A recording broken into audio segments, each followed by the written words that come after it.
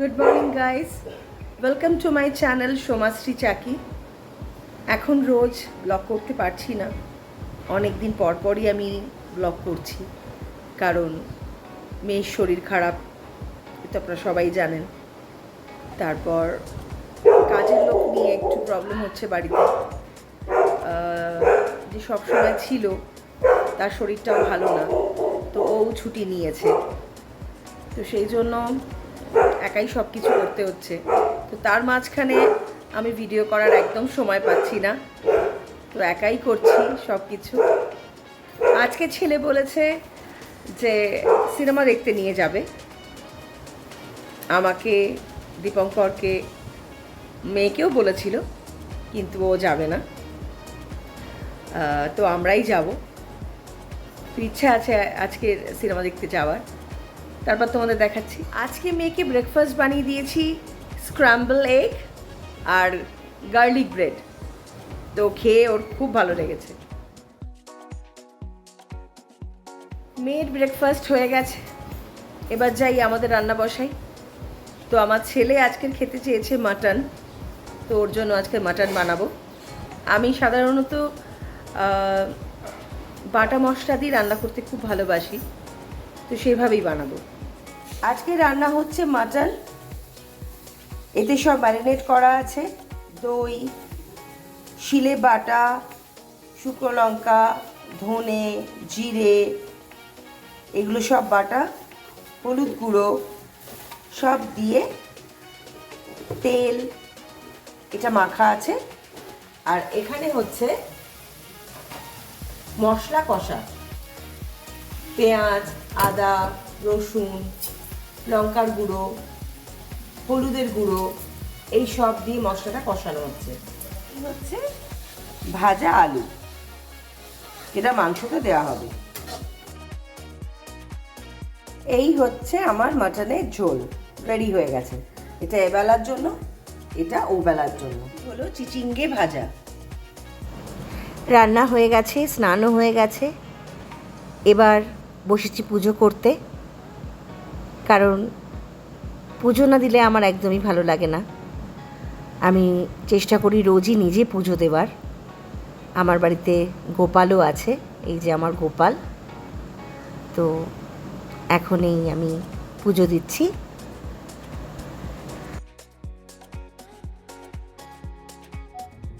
ছেলে স্যালারি পেয়ে বাবা আর মাকে নিয়ে যাচ্ছে সিনেমা দেখাতে কালকে। দীপু বহু বছর পর আজকে সিনেমা দেখতে যাচ্ছে।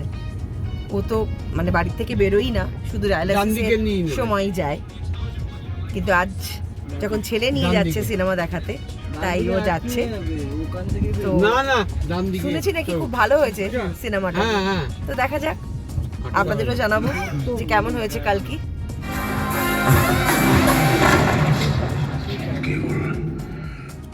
मृत्यु की होती है, ये मेरा युद्ध नहीं। हेलो, बाहर की सिचुएशन कैसे है जानते हो? तुम कितने दिनों से यहाँ हो? पता है आप बाहर कितने लोगों को बचा सकते हो? मुझे केवल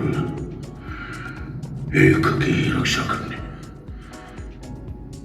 केवल एक।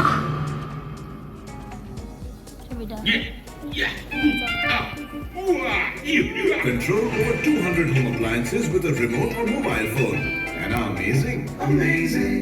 কালকে সিনেমা দেখে জাস্ট এক্ষুনি বাড়িতে এলাম। খুব ভালো লেগেছে সেটাও বলবো না, আবার খারাপ লেগেছে সেটাও বলবো না, সো তবে অমিতাভ বচ্চন অসাধারণ, কোনো কথাই হবে না, মানে উনি একাই 100, এত ভালো। তো ইচ্ছা আছে যে এর যেটা সেকেন্ড পার্ট বেরোবে সেটা আবার দেখব, কিন্তু আজকে বহুদিন পর দীপু গেল সিনেমা দেখতে, সেটাও অবশ্যই অমিতাভ বচ্চনের জন্য, না হলে ও যেত না, কারণ অমিতাভ বচ্চনের ও ডাই হার্ট ফ্যান, মানে একটা ছবি মনে হয় বাকি নেই যেটা দীপঙ্কর দেখেনি অমিতাভ বচ্চনের, তো সেই জন্যই ও গেছিল। আর আরও ভালো লাগলো যে ছেলে দেখালো, সেই জন্য। তো যাই হোক, ভালোই লাগলো। যাচ্ছি টেকনিশিয়ান স্টুডিও, আমাদের আর্টিস্ট ফোরামের মিটিং আছে, তো সেখানেই যাচ্ছি। অনেক দিনই বেরোই না বাড়ির থেকে, কাজ না থাকলে একদমই বেরোই না। মেয়ের শরীরটা আগের থেকে একটু ভালো, ও এখন অফিস যাচ্ছে কারণ অনেক দিন ছুটি নিয়েছে। এবার তো অফিস যেতে হবে, সবাইকেই কাজে ফিরতে হবে, তো অফিস যাচ্ছে। তো ওকে আমি পুরো খাবার বানিয়ে দিই, সকালের ব্রেকফাস্ট, ওর দুপুরের লাঞ্চ, বিকেলের স্ন্যাক্স সব পাঠিয়ে দিই ওকে আমি। তো দেখা যাক কতদিন কথা শোনে, কিভাবে চলে। তবে আজকে বেরিয়ে বেশ ভালোই লাগছে, ওয়েদারটা খুবই সুন্দর, গরম একদম নেই। তো ওখানে যাই, দেখাবো তোমাদের। আমার সাথে আমার এক বান্ধবীও যাবে, অর্পিতা, ও অ্যাক্ট্রেস, ওর জন্যই ওয়েট করছি, ও আসছে, তো ও যাবে আমার সাথে। আজকে মনে হচ্ছে দিনটা ভালোই কাটবে, তো দেখাবো তোমাদের।